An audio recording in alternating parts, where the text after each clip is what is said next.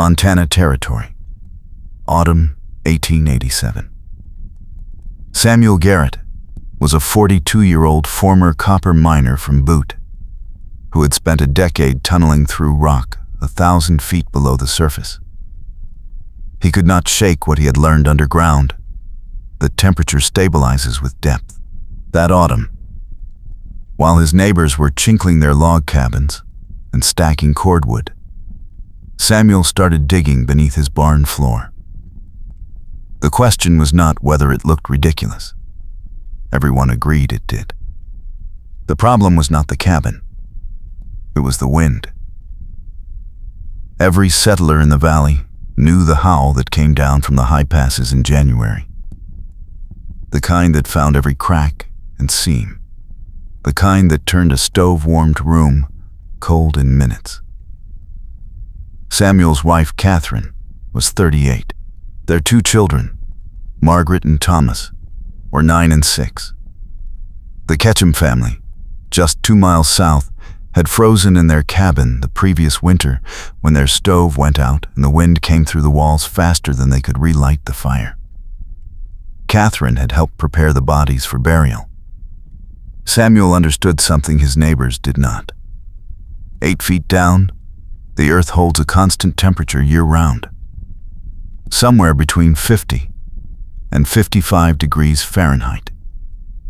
He had felt it in the mines, working in shirt sleeves while blizzards raged above.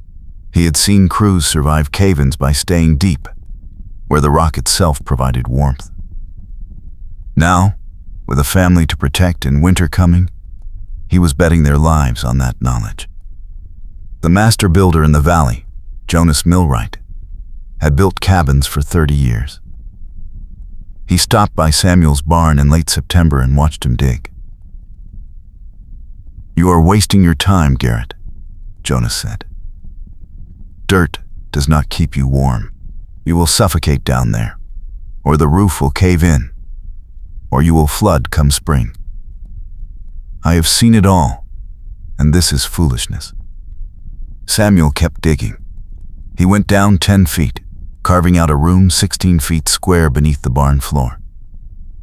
He lined the walls with fieldstone he hauled from the creek bed, fitting each rock tight against the earth. The ceiling was timber beams, 8 inches thick, cross-braced and supported by a center post cut from a straight pine. He built a stone floor, sloped slightly for drainage. He cut a trapdoor in the barn floor above and hung a sturdy ladder. He installed a small iron stove in one corner, with a chimney pipe that ran up through the barn and out the roof. He added a second vent pipe for fresh air. The work took him 6 weeks. He moved earth by the barrow load, 1 trip at a time. His hands blistered and bled. Catherine brought him water and watched without speaking. She did not ask him to stop, but she did not say she believed in it either. Margaret asked why they were building a room underground. "Because the earth is warmer than the air," Samuel told her, "and wind cannot reach what is buried." By early November, the room was finished. Samuel moved a narrow bed down the ladder, a small table, 2 chairs, a shelf for the lantern, and a water jug. He stacked firewood in the barn above, within easy reach of the trapdoor. He ran a test. He lit the stove at dawn and kept it burning low all day. By evening, the underground room held steady at 63 degrees. He let the fire die overnight. By morning, the temperature had dropped only to 58. The stones held the warmth. The earth insulated from the cold. It worked. Word spread through the valley. Neighbors stopped by to see the strange excavation. Some were curious. Most were dismissive. At the trading post in early November, Samuel overheard 2 men talking. "Garrett dug himself a coffin house," one said. "He will bury his family before winter is out." The other laughed. I give it a month before the whole thing collapses, or they freeze to death trying to heat a hole in the ground. Jonas Millwright came by again in late November. He stood in the barn and looked down through the trapdoor. "It is tight work," he admitted. "But it will not hold. You have no idea what -40 does to timber and stone. The frost will heave your walls. The condensation will rot your ceiling. And when you run out of air down there, you will understand why real builders do not put families underground." Samuel did not argue. He simply invited Jonas to return in January. December came cold. The first serious snow fell on the 10th, and the temperature dropped into the single digits. Most families in the valley burned through a cord of wood every 10 days, keeping their stoves roaring to fight the drafts. Samuel burned a quarter of that. The underground room required only a low fire to stay comfortable.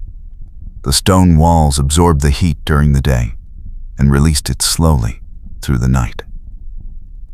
Catherine stopped questioning. Margaret and Thomas played on the floor without shivering. At night, they slept under a single quilt instead of piling on every blanket they owned. On December 23rd, a blizzard moved in from the north. It lasted 4 days. The wind screamed through the valley, driving snow horizontally, piling drifts against cabin walls, burying doors and windows. Families above ground fought to keep their fires alive, burning furniture when they ran low on wood, huddling in corners away from the drafts. The cold found every gap in every wall. Samuel and his family went down the ladder on the evening of the 23rd and stayed below until the morning of the 27th. They climbed up twice a day to fetch firewood and check the animals. Each time, the barn above was bitter cold, the wind howling through the gaps in the siding. Each time, they climbed back down into warmth. The underground room held steady at 65 degrees. The stove burned low and even. The air stayed fresh through the vent pipe. They ate hot meals. They slept in comfort. They did not freeze. Subscribe to this channel for more forgotten survival wisdom from the American frontier. On December 28th, Jonas Millwright knocked on Samuel's barn door. He looked exhausted. His eyes were red-rimmed from smoke. He had burned through 2 weeks of firewood in 4 days, and his cabin was still barely above freezing. "I came to see if you made it," Jonas said. Samuel opened the trapdoor. Warm air poured out, visible as a shimmer in the cold barn. Jonas stared. "Go down," Samuel said. "See for yourself." Jonas climbed down. He stood in the center of the room and removed his hat. The warmth was immediate and undeniable. He touched the stone wall. It was warm to the hand. He looked at the stove, burning with just a few small logs. He looked at the family, sitting comfortably without heavy coats. He looked at Samuel. "What is the temperature down here?" Jonas asked. Samuel had a mercury thermometer hanging on the wall. 68 degrees, he said. Jonas was silent for a long moment. "And upstairs?" "Right now, about 15 above zero," Samuel said. "During the worst of the storm, it was 5 below in the barn." Jonas did the calculation in his head. 68 degrees inside, 5 below outside, a difference of 73 degrees. And the fire was barely burning. "How much wood are you using?" Jonas asked. "About a quarter of what I used in the cabin last winter," Samuel said. "Maybe less. The earth does most of the work. The stones hold the heat. The stove just keeps it topped off." Jonas sat down at the small table. He was a proud man, not given to admitting error easily. But he was also practical. "I told you this would not work," he said. "I was wrong." Samuel nodded. "You were wrong about the earth. You were not wrong about the risks. If I had built this poorly, it could have killed us. But I spent 10 years underground. I know how to shore timber and fit stone. I know what holds and what collapses. This is not luck. This is knowledge." Jonas looked around the room again. The walls were plumb. The ceiling was solid. The air was dry. There was no condensation, no frost heave, no rot. It was, he realized, better built than most of the cabins above ground. "Will you teach me how to do this?" Jonas asked. "Yes," Samuel said. By mid-January, 3 more families in the valley had started excavations beneath their barns. Jonas helped with 2 of them, insisting on proper timber bracing and stonework. Samuel provided guidance on depth, ventilation, and drainage. The word spread. Underground worked. Not for everyone, and not without skill, but for those willing to dig and build carefully. It was the warmest shelter in the territory. On January 19th, the temperature dropped to 42 degrees below zero. It was the coldest night of the winter. Above ground, families burned everything they could find. Some lost fingers to frostbite. One elderly man died in his sleep when his fire went out. In the valley, 5 families spent the night underground. They stayed warm, they stayed safe. They used less wood than a single night in a drafty cabin. The crisis proved the method. The numbers did not lie. Underground, insulated by 8 feet of earth and warmed by stone, a family could survive temperatures that killed above ground. The physics was simple. Earth temperature at depth remains constant. Thermal mass stores and releases heat slowly, and wind cannot penetrate what is buried. Samuel had not invented this. Miners knew it. Settlers in other regions knew it. But in this valley, in this winter, Samuel Garrett had remembered it when others had forgotten. By spring, 7 families in the valley had working underground rooms. Jonas Millwright had built 3 of them himself and was consulting on 2 more. The method spread to neighboring settlements. Some families used their underground rooms only in the worst cold. Others lived below ground all winter and used their cabins for storage. A few built dedicated structures with stone-lined pits and heavy timber roofs, creating permanent winter shelters that would last decades. The innovation was not without limits. It required significant labor. It required skill in stonework and timber bracing. It required well-drained soil and careful site selection.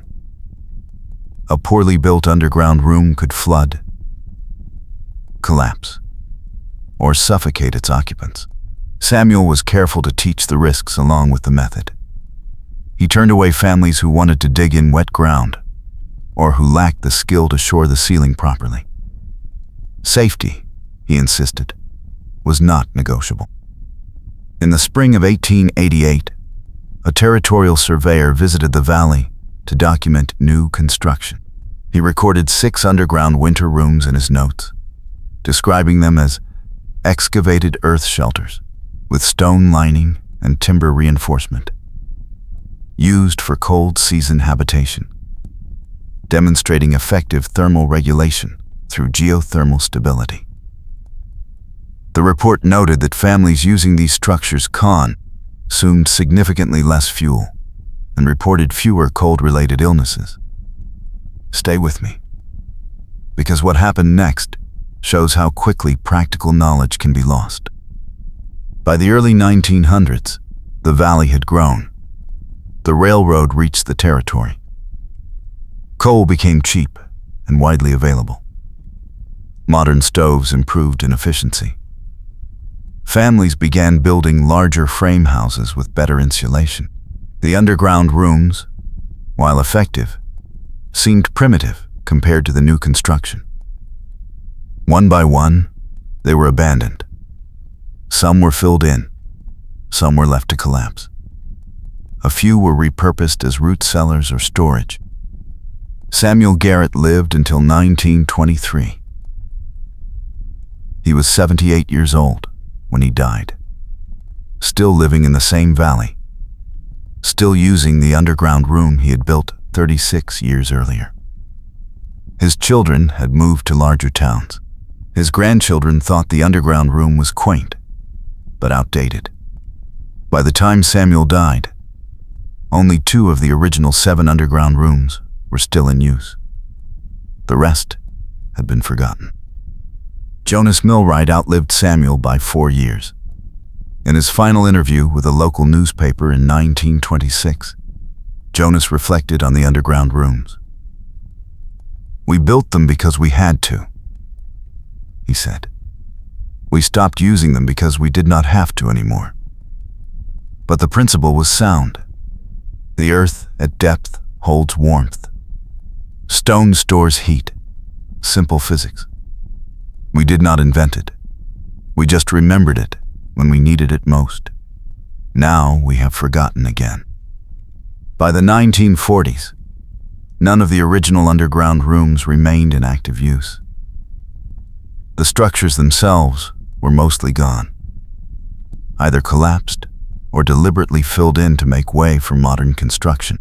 A few stone-lined pits survived as curiosities, their purpose forgotten by the families who owned the land. The knowledge that had saved lives in 1887 had disappeared within 2 generations.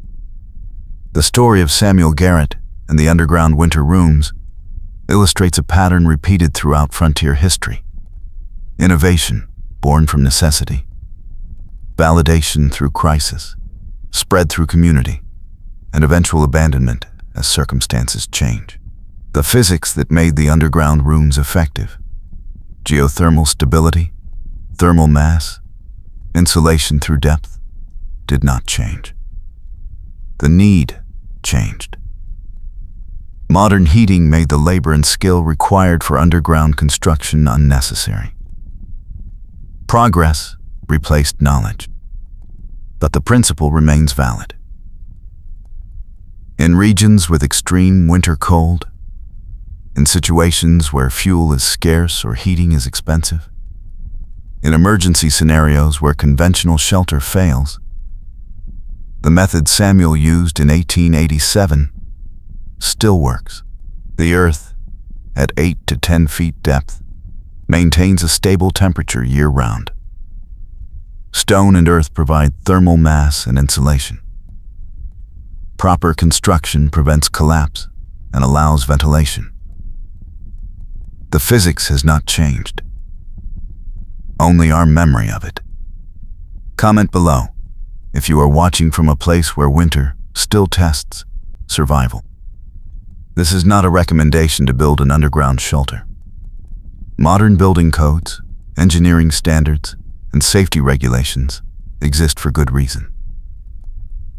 Soil conditions vary. Water tables shift.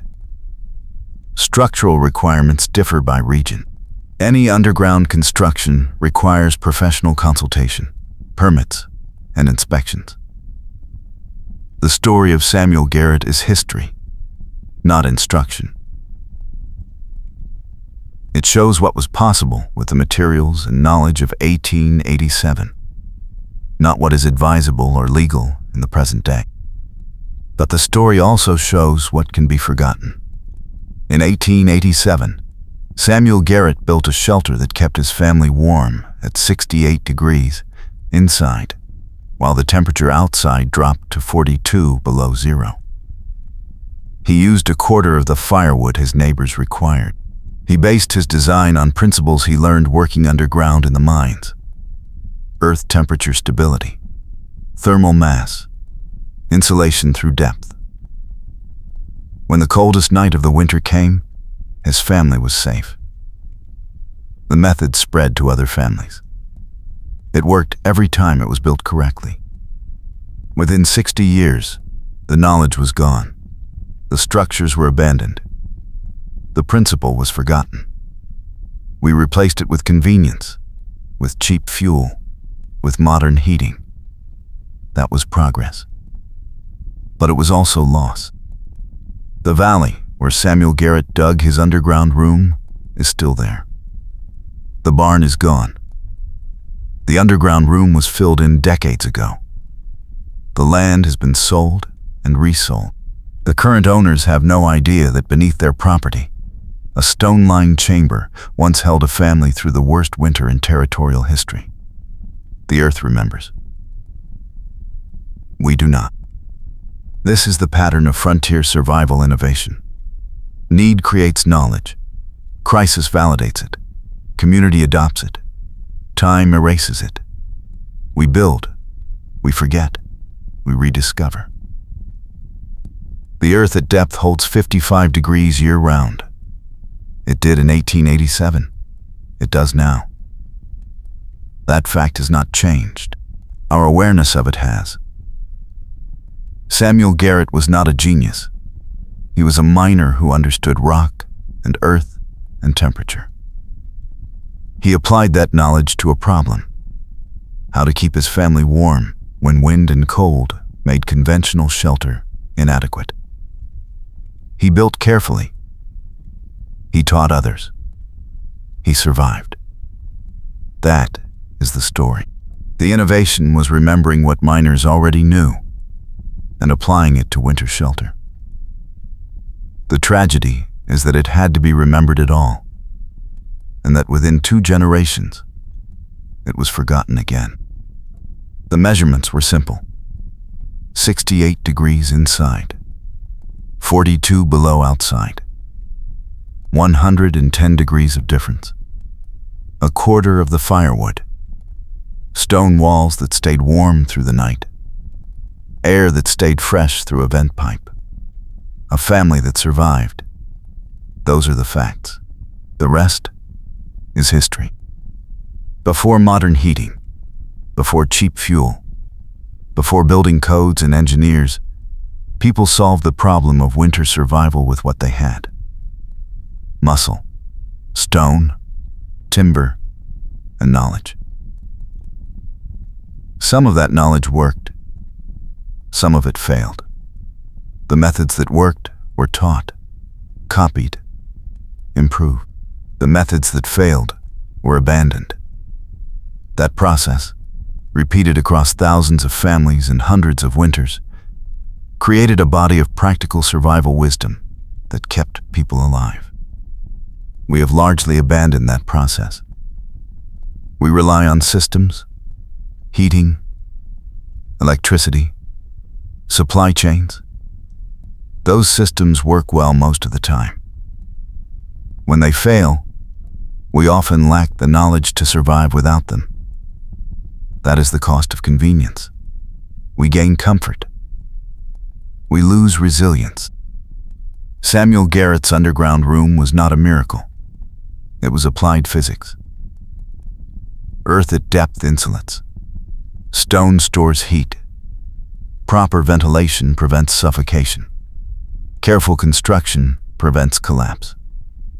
These are facts, not opinions. They were true in 1887. They are true now. The only difference is that in 1887, people like Samuel knew them because their lives depended on it. Now, we do not know them because our lives do not depend on it. Most of the time. The question is not whether we should return to underground winter rooms. The question is whether we should remember how they worked and why. Knowledge does not take up space. It does not require fuel. It costs nothing to preserve. But it disappears quickly when it is not used. Within 2 generations, a method that saved lives became a curiosity. Within 4 generations, it was forgotten entirely. That is what this story is about.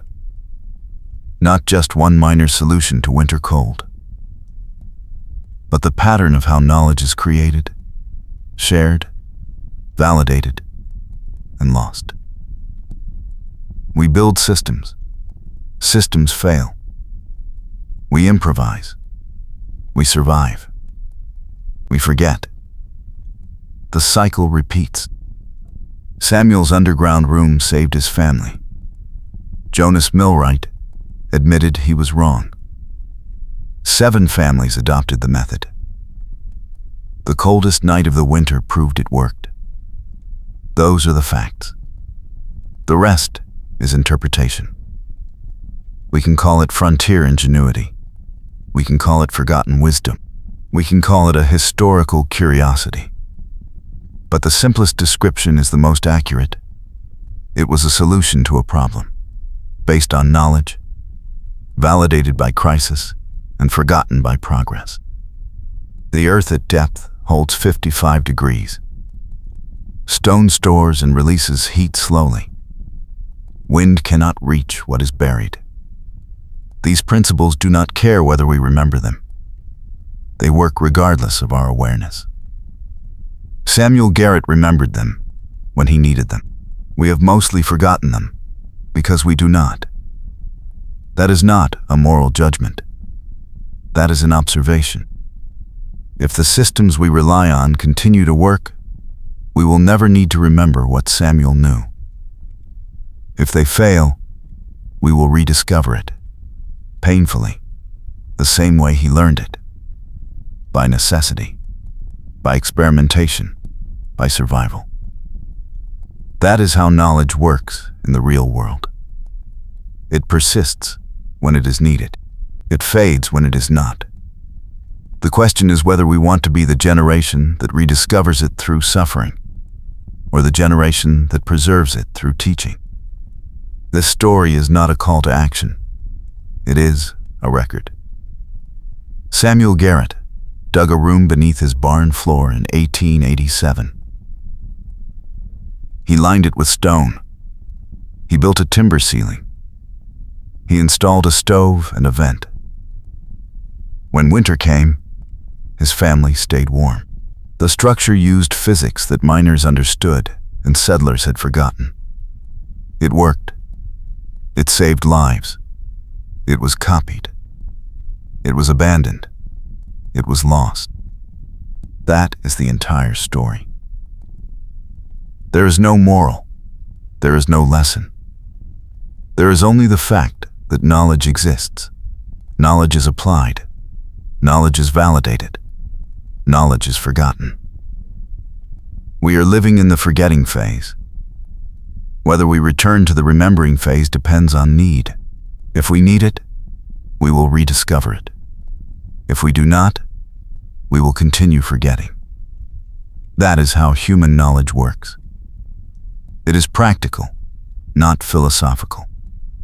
The end of the story is simple. Samuel Garrett lived to 78. His underground room lasted until the 1920s. His children did not use it. His grandchildren did not remember it. By the 1940s, the room was filled in. By the 2000s, the location was forgotten. The principle remains valid. The earth at depth holds stable temperature. Stone stores heat. Timber can span and support. These facts have not changed. Only our memory of them. If you visit Montana today, you will not find Samuel Garrett's underground room. It is gone. The barn is gone. The settlement has changed. Modern houses cover the valley. The people who live there now do not know that in 1887, a miner dug into the earth and built a room that stayed 68 degrees when the air above was 42 below. They do not know because there is no marker, no plaque, no record. The knowledge existed. It worked. It disappeared. That is not unusual. Most frontier survival innovations left no trace. They were built from necessity, used for a generation, and abandoned when better options appeared. We remember a few of them through stories or photographs. Most are simply gone. The underground rooms are one example among thousands. They worked. They saved lives.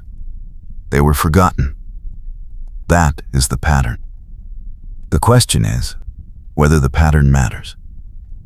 If modern heating continues to work, it does not matter that we have forgotten how to heat with earth and stone. If supply chains continue to function, it does not matter that we have forgotten how to survive with minimal fuel. If systems remain stable, historical knowledge is irrelevant. That is the argument for forgetting. It is not a bad argument. It is practical. The counter-argument is equally practical. Systems fail. Fuel becomes expensive. Weather exceeds predictions. When that happens, knowledge that seemed irrelevant becomes critical. The people who remember how to survive without systems have an advantage. The people who do not remember must rediscover through trial and error. That process costs time, resources, and sometimes lives. Preservation of knowledge is insurance against system failure. Samuel Garrett preserved knowledge. He learned it in the mines. He applied it to winter shelter. He taught it to Jonas Millwright. Jonas taught it to other families. For 2 decades, the knowledge persisted in that valley. Then it faded. By the 1940s, no one remembered. The insurance expired. If the systems had failed in the 1950s, the people in that valley would have had to rediscover what Samuel knew. They would have suffered while learning. That is the cost of forgetting. This video is the same kind of preservation Samuel practiced when he taught Jonas. It is a record of what worked, how it worked, and why it worked. It is not instruction. It is not recommendation. It is simply documentation. If you never need it, it costs you nothing. If you do need it, it provides a starting point. That is the value of historical knowledge. It exists whether you use it or not. The measurements are worth repeating because they are the proof. 68 degrees inside, 42 below outside, 110 degrees of difference. Stone walls 8 feet underground, timber ceiling properly braced, small iron stove burning 1/4 of the wood used in surface cabins, fresh air through a vent pipe, no frost, no condensation, no structural failure. A family that survived the coldest winter in territorial history. Those are the facts. The system worked. It worked because Samuel understood principles his neighbors had forgotten. Miners knew that temperature stabilizes with depth. Samuel remembered. Frontier builders knew that stone stores heat. Samuel applied it. Engineers knew that proper bracing prevents collapse. Samuel had learned it underground. He combined knowledge that existed separately and applied it to a specific problem, keeping a family warm through a Montana winter with minimal fuel. The result was a shelter that outperformed every conventional cabin in the valley. The innovation was not the principle. The innovation was the application. That is the pattern in most frontier survival stories. The physics was known. The materials were available. The need existed. Someone remembered, or learned, or improvised. The result worked. Others copied. The knowledge spread.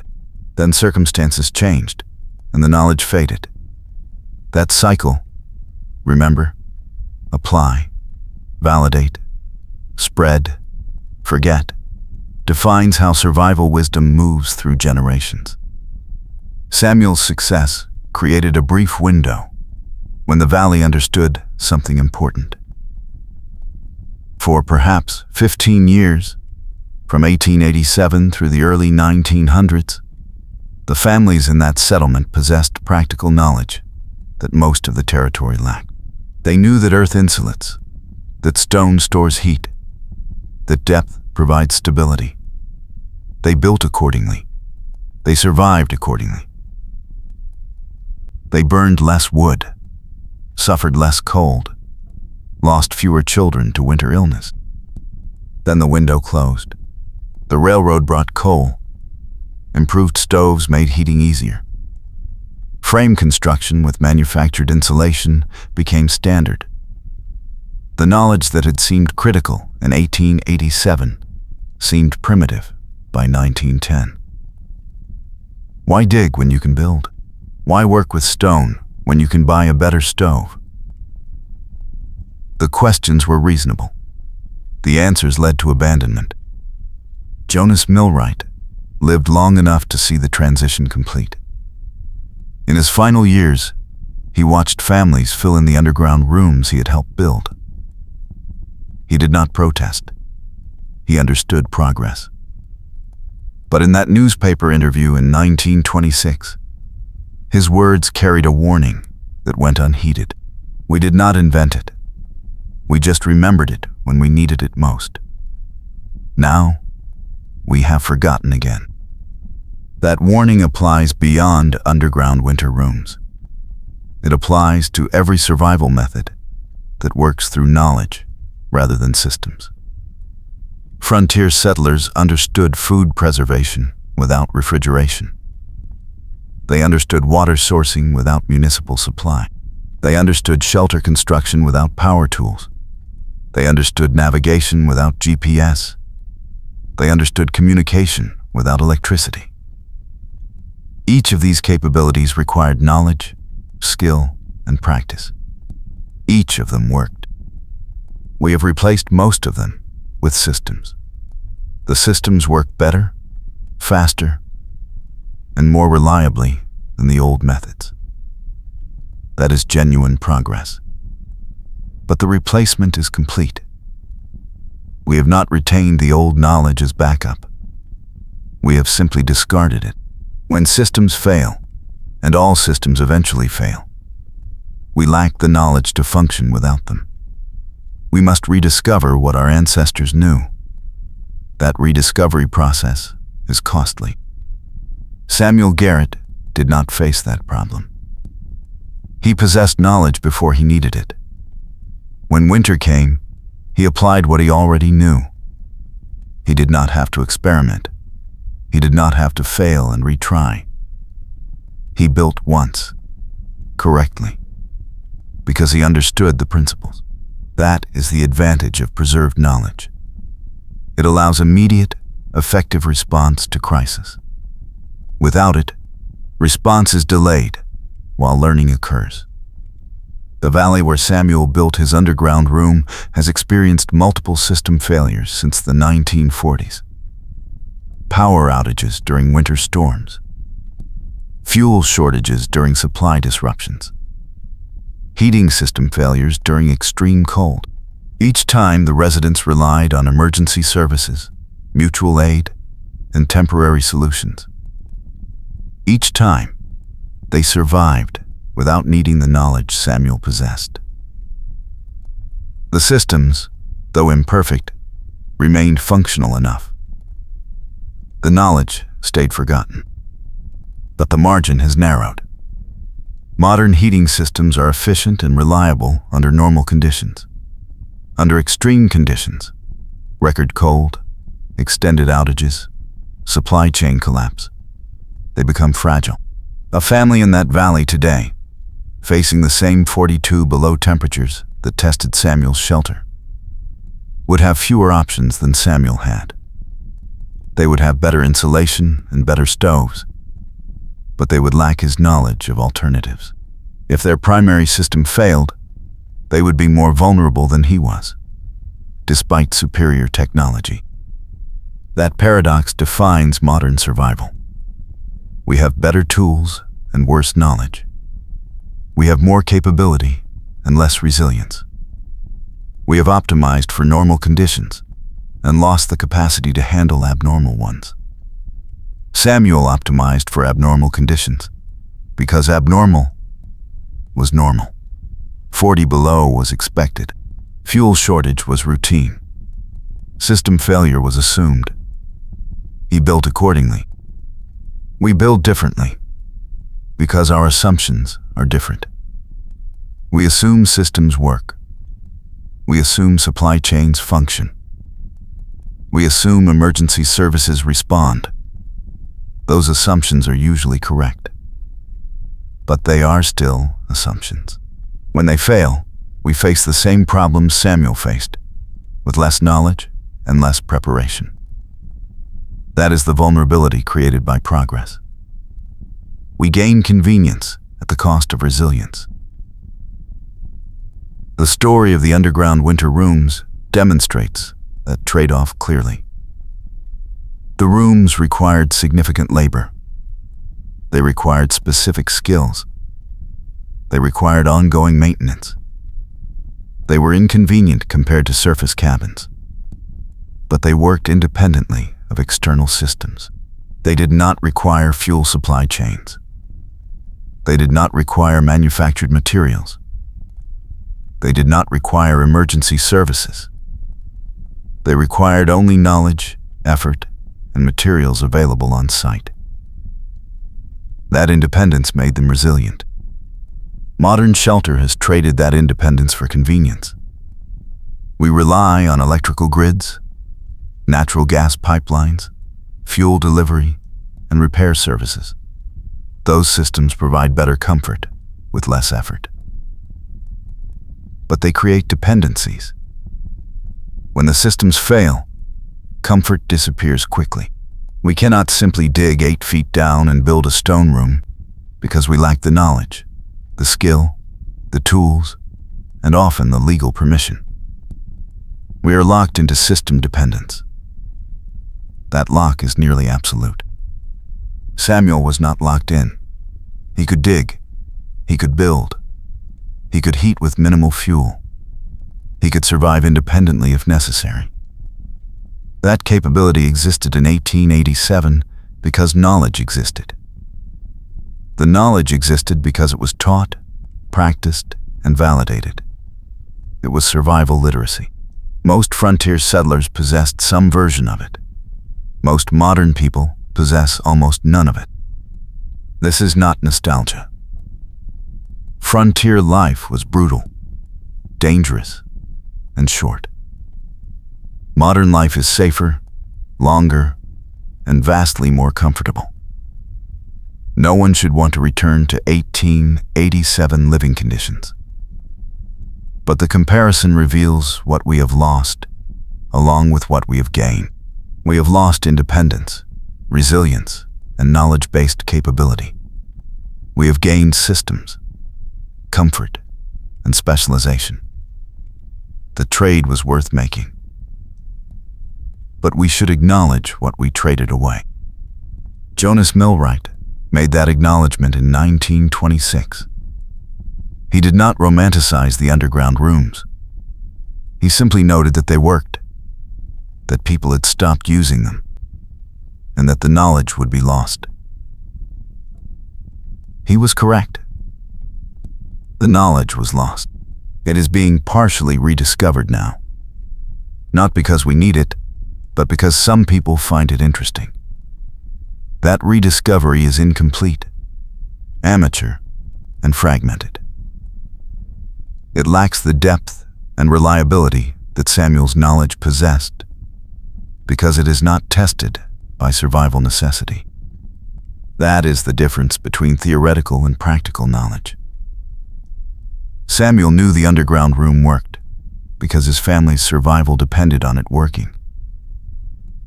He could not afford mistakes. He built carefully, tested thoroughly, and refined constantly. His knowledge was practical because failure meant death. Modern rediscovery of historical survival methods lacks that forcing function. We experiment because we are curious, not because we will die if we fail. The knowledge we generate is therefore weaker, less reliable, and less tested. This is why preserved knowledge matters. Samuel's method was validated by crisis. Jonas learned from someone who had survived using it. The families who copied it benefited from tested, proven technique. That chain of practical validation created reliable knowledge. When the chain broke, reliability disappeared. Modern attempts to recreate historical survival methods often fail or produce poor results because the chain of practical validation is missing. We are guessing based on descriptions rather than learning from practitioners. This video attempts to preserve a fragment of that chain. The details come from historical records, territorial surveys, newspaper accounts, and documented construction methods. The physics is verifiable. The measurements are consistent with known performance of earth-sheltered structures. The story is reconstructed, but the principles are real.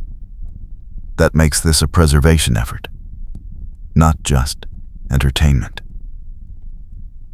If the knowledge is never needed, this video is simply interesting. If the knowledge is needed, this video becomes a starting point. That is the purpose of documenting historical survival innovations. Not to advocate returning to old methods, but to preserve the knowledge in case circumstances make it relevant again. Samuel's underground room solved a specific problem under specific conditions. Those conditions might return. Extreme weather is increasing. Energy costs are rising. Supply chains are fragile. The probability that someone, somewhere, might benefit from knowing how Samuel built his shelter is non-zero. That probability justifies documentation. The valley where Samuel lived will probably never need underground winter rooms again. Modern heating works well enough. But other places, under other conditions, might find the principle useful. Remote locations, off-grid homesteads, emergency shelters, survival situations. The knowledge has potential applications beyond its original context. By documenting it, we make it available for adaptation. That availability costs nothing and might someday prove valuable. This is the pattern of knowledge preservation across all domains. We document what worked, how it worked, and why it worked. We preserve techniques that are no longer commonly used. We maintain access to information that has been superseded by better methods.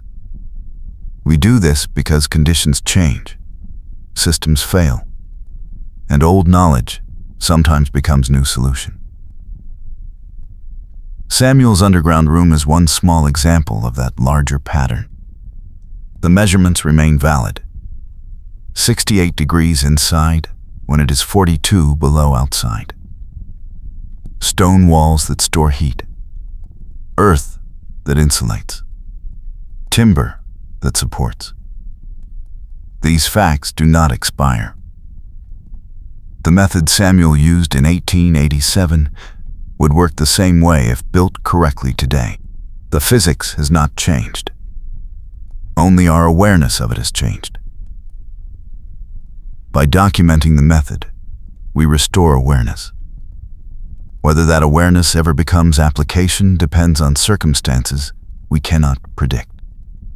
The story ends where it began, with knowledge. Samuel possessed it. He applied it. He survived. He taught it. Others learned. They survived. The knowledge spread. Then circumstances changed, and the knowledge faded.